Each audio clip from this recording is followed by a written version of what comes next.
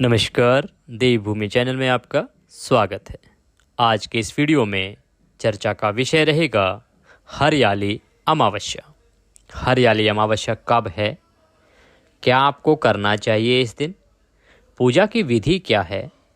पितरों का तर्पण तो सभी अमावस्याओं पर किया जाता है, तो हरियाली अमावस्या पर क्या करें, कैसे करें।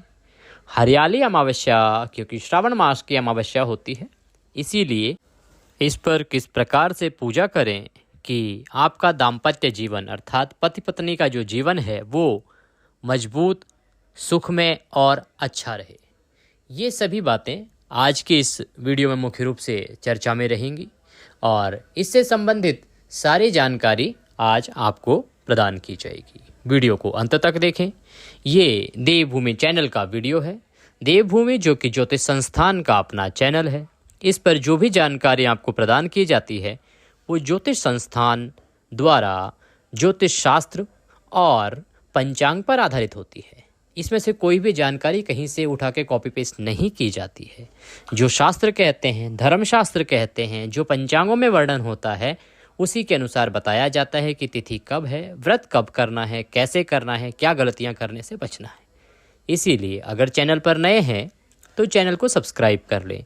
लाभ ये होगा कि इसके बाद आपको कहीं भी इधर उधर जाने की आवश्यकता ही नहीं होगी। आपका ये चैनल प्रत्येक व्रत और त्यौहार की जानकारी समय से पहले आपको उपलब्ध कराता है। तो कोई भी व्रत त्यौहार आपके यहाँ पे होता होगा उसकी जानकारी आपको समय से पहले हमारे वीडियोस के द्वारा मिलती रहेगी। इसीलिए चैनल को सब्सक्राइब कर लें। वीडियो अच्छा लगे तो उसे लाइक अवश्य करें। कमेंट बॉक्स में ओम नमः शिवाय लिखेंगे। भगवान भोलेनाथ आप सबका कल्याण करेंगे। आइए बात करते हैं अमावस्या की। समावस्या यूँ तो प्रत्येक मास आती है। हर एक अमावस्या का अपना अलग महत्व और नाम होता है। बहुत सारी अमावस्याएं, चाहे वो सोमवती अमावस्या हो, भूमवती अमावस्या हो, सभी महत्वपूर्ण होती हैं और प्रत्येक पर जो लाभ है वो कमाने का अवसर अधिक होता है। परंतु श्रवण मास की जो अमावस्या होती है उसको कहते हैं हरियाली अमावस्या। इस दिन भगवान शिव और माता पार्वती की पूजा करने से आपको जो पुण्य प्राप्त होता है वो बाकी अमावस्याओं की तुलना में बहुत अधिक होता है।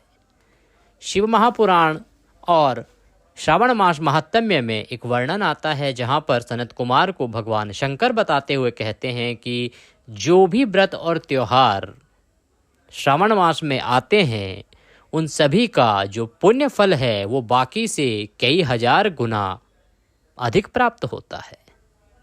इसीलिए एकादशी प्रत्येक मास आती है, अमावस्या पूर्णिमा प्रत्येक मास आती हैं, लेकिन श्रावण मास की जो अमावस्या है या पूर्णिमा है या अन्य तिथियां हैं उनका फल बहुत अधिक होता है। आप श्रावण मास महात्म्य में हमारे चैनल पर सुन रहे होंगे। नहीं सुन रहे हैं तो सुनना ना भूलें, क्योंकि प्रत्येक दिन एक अध्याय श्रावण मास का हमारे चैनल पर सुनाया जा रहा है। जब आप श्रावण महात्म्य में सुनेंगे तो आपको पता लगेगा कि भगवान शंकर ने किस किस व्रत का क्या क्या विधान बताया है और कैसे कैसे करना चाहिए, किस प्रकार से आप करेंगे तो अधिक फल प्राप्त होगा। यही जो व्रतांत है वो श्रावण मास महात्म्य में आता है। तो आप सुनते रहें श्रावण महात्म्य आपके अपने इसी चैनल पर। हम बात कर रहे थे अमावस्या की। तो अमावस्या का जो महत्व है वो अधिक इसीलिए है क्योंकि ये श्रावण मास की अमावस्या है। इस दिन आपको सुबह ब्रह्म मुहूर्त में उठना चाहिए। अगर ब्रह्म मुहूर्त में नहीं उठ सकते हैं तो सूर्योदय से पहले अवश्य ही उठ जाना चाहिए। उठने के बाद आपको शुद्ध जल से स्नान करना चाहिए। इस दिन पवित्र नदियों में स्नान का बहुत अधिक महत्व है। अगर आप इस दिन गंगा जी में स्नान करते हैं तो उसका तो वर्णन ही नहीं किया जा सकता। वो सर्वोत्तम फल देने वाला है। इसके अलावा अगर आप गंगा जी ना जा सकें तो आपके आसपास जो भी कोई नदी पवित्र हो उसमें आप स्नान करें। नदी में स्नान नहीं कर सकते हैं तो तालाब में स्नान करें। तालाब में नहीं कर सकते हैं तो बावड़ी आदि कुछ आपके यहाँ पे हो तो उसमें स्नान करें। उसमें भी नहीं कर सकते हैं तो कुएं पर स्नान करें। और कुएं पर भी, क्योंकि आजकल ये सभी सुविधाएं रह नहीं गई हैं, गांव देहात में भी कुएं अभी समाप्त हो गए हैं। तो आप अगर घर पर स्नान कर रहे हैं और घर पे जो नल आता है उसके जल से स्नान कर रहे हैं तो उसमें थोड़ा सा गंगा जल मिला लें। हमने ये जो आपको सिलसिलेवार तरीके से बताया है, गंगा जी से नदी, नदी से कुआं, तालाब तक हम आते आते, तो इस प्रकार जो वर्णन है उसकी वजह है कि जैसे जैसे आप चीज़ें बदलते हैं वैसे वैसे आपका पुण्य लाभ जो है वो कम होता है। तो इसीलिए गंगा जी में स्नान करने का सर्वोत्तम फल है, फिर किसी और नदी में, नदी से तालाब में, कुएं में, इन सब का अधिक फल है। और अगर आप घर पर स्नान कर रहे हैं तो उस जल में थोड़ा सा गंगा जल मिला लें, वह आपके लिए अति लाभप्रद होगा और आपके लिए अति पुण्यदायी होगा। उसके बाद आप स्नान करें। स्नान करने के बाद आप सूर्य को जल देंगे। सूर्य को जल दे के आपका जो पूजा स्थल है उसकी साफ सफाई करेंगे। वहाँ पर माता पार्वती और शिव शंकर की कोई प्रतिमा या तस्वीर है तो उत्तम है, अगर नहीं है तो आप उसको स्थापित करें और सबसे पहले उन्हें स्नान कराएंगे। स्नान के लिए किसी पात्र में शुद्ध जल लीजिए। पात्र आपका तांबे का होगा तो उत्तम है। अगर तांबे का पात्र ना मिले तो कोई नहीं, आप स्टील का या पीतल का लोटा, ग्लास, जो भी आपके पास उपलब्ध हो बड़े आसानी से, उसको लीजिए। उसमें शुद्ध जल भर लीजिए और थोड़ा सा गंगा जल मिला लीजिए। उसके बाद भगवान को आप स्नान कराएंगे। स्नान कराने का एक सांकेतिक स्नान का तरीका है, आप छींटे दीजिए। अगर आपके पास कोई प्रतिमा है भगवान शंकर, माता पार्वती की, तो आप उसको अभिषेक करा सकते हैं। और श्रावण मास में अभिषेक का बहुत अधिक महत्व है। आप उनको अभिषेक कराने के लिए पंचामृत बनाएं। कच्चे दूध, दही, घी, शहद और शक्कर को मिलाएं। पांचों चीज़ें से पंचामृत बना के और फिर प्रभु को स्नान कराएंगे।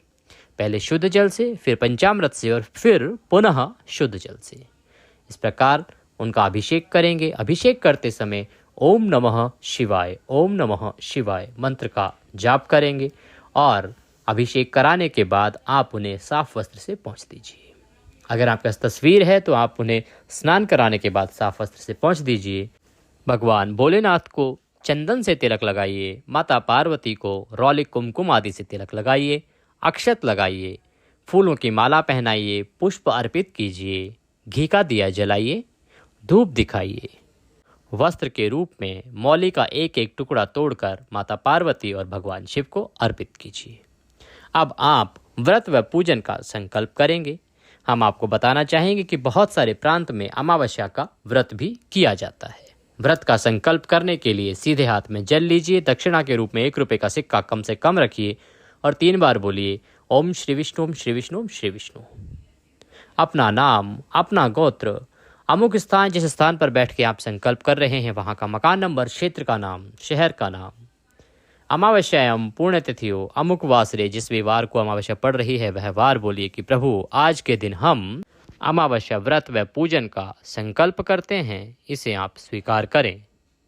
और वह संकल्प माता पार्वती और भगवान शिव के चरणों में छोड़ दीजिए। उसके बाद नमस्कार कीजिए, ओम नमः शिवाय मंत्र का जाप कीजिए, 1 माला कीजिए और अमावस्या व्रत की कथा सुनना ना भूलें। आप कथा हमारे चैनल पर भी सुन सकते हैं। प्रत्येक अमावस्या पर कथा सुनाई जाती है। बात आती है पितरों के तर्पण की और क्या कर सकते हैं उसकी। इसके बाद आपको अपने पितरों के निमित्त तर्पण करना चाहिए। हो सके तो किसी ब्राह्मण को बुलाएं, उनको निमंत्रण दें, भोजन पर बुलाएं और उनसे तर्पण करवाएं। तर्पण में काले तिल अवश्य रूप से प्रयोग करने चाहिए। कच्चा दूध मिला हुआ पानी से आपको तर्पण करना चाहिए। अगर कुशा आपके पास हो तो वह सर्वोत्तम होता है। अगर ब्राह्मण को भोजन नहीं करा सकते हैं तो आप कोई एक दूध का पैकेट ले लीजिए, कोई फल ले लीजिए, केले आदि, या कोई बिस्किट का पैकेट ले लीजिए। उसमें दक्षिणा रख के आप किसी मंदिर में या किसी ब्राह्मण को दान दे दीजिए। लेकिन जब भी दान दें तो संकल्पित होकर दान दें, संकल्प करें और उसमें यह अवश्य बोले कि आप अपने पितरों के निमित्त यह दान कर रहे हैं, तभी वह पितरों को लगता है। इस प्रकार से अगर आप दान करते हैं, तर्पण करते हैं या ब्राह्मण को भोजन कराते हैं और संकल्पित होकर करते हैं, जिसमें कि यह वर्णन अवश्य होना चाहिए कि आप पितरों के निमित्त यह दान कर रहे हैं, तो निश्चित रूप से आपके पितृ प्रसन्न होते हैं। अमावस्या जो है पितरों को प्रसन्न करने का सर्वोत्तम दिन होता है। पितरों को समर्पित दिन है अमावस्या। अमावस्या के जो देवता हैं वो पितृ ही हैं। इसीलिए आपको अवश्य ही पितरों का तर्पण इस दिन करना चाहिए, दान पुण्य आपको करना चाहिए। ऐसे आप करेंगे तो पितृ आपके प्रसन्न होंगे और उनके आशीर्वाद से आपके सभी बिगड़े काम बनेंगे। अब एक उपाय बताते हैं अमावस्या को। आपको इस हरियाली अमावस्या को पीपल के पेड़ की पूजा करनी चाहिए और पूजा में विशेष रूप से जल अर्पित करेंगे। जल अर्पित करेंगे, उसमें काले तिल डालेंगे और थोड़ा सा कुमकुम अर्थात रौली डालेंगे और वह जल पीपल को अर्पित करेंगे। शाम को आपको 8 बजे के बाद, रात्रि को 8 बजे के बाद तेल का दिया जलाना है। ये 2 काम आप कीजिए आने वाली अमावस्या पर। निश्चित रूप से आपके कष्ट दूर होंगे, आपको लाभ मिलेगा। किसी भी प्रकार की आपके आसपास नेगेटिविटी होगी वो दूर हो जाएगी, मन आपका एकाग्रचित होगा और आपके जो काम जो नहीं बन रहे थे, कहीं आपका मन नहीं लग रहा था, वह सब परेशानियां दूर हो जाएंगी। इस उपाय को करके देखिए। तो ये जानकारी थी कि आपको किस प्रकार से पूजा करनी है माता पार्वती और भगवान भोलेनाथ की। आप इस प्रकार से उनकी पूजा करें, निश्चित ही श्रावण में आपको अच्छे फल मिलेंगे। आप पितरों का तर्पण इस प्रकार से करें। अब बात आती है कि ये जो अमावस्या है ये कब है, आपको कब मनानी है। तो श्रावण मास की जो अमावस्या है, हरियाली अमावस्या, ये 3 अगस्त को दोपहर को 3:50 पर शुरू हो रही है और यह तिथि 4 अगस्त को दोपहर को 4:42 तक रहेगी। उदया तिथि मान के अनुसार श्रावण की जो हरियाली अमावस्या है वो रविवार के दिन 4 अगस्त को मनाई जाएगी। आप ये सभी दान पुण्य के कार्य 4 अगस्त को करेंगे तो आपके लिए सर्वोत्तम रहेगा। पितृदोष को दूर करने का एक अचूक उपाय आपको बताते हैं जो आप इस दिन कर सकते हैं। हरियाली अमावस्या के दिन भगवान महादेव को आक या मदार के सफ़ेद फूल आपको चढ़ाने हैं। अगर आप ये चढ़ाते हैं पूजा में तो पितृदोष से आपको मुक्ति मिलती है। इसके साथ ही अमावस्या पर पितरों के निमित्त सरसों के तेल का दीपक जलाना बहुत ही लाभप्रद रहेगा। तो ये थी जानकारी अमावस्या के बारे में। भगवान शंकर आपका कल्याण करें, पितरों के आशीर्वाद से आपके सभी काम बने और सभी बाधाएं समाप्त हों, इसी कामना के साथ अभी लेते हैं आपसे विदा। अगले वीडियो में फिर मिलेंगे आपसे, तब तक के लिए ओम नमः शिवाय।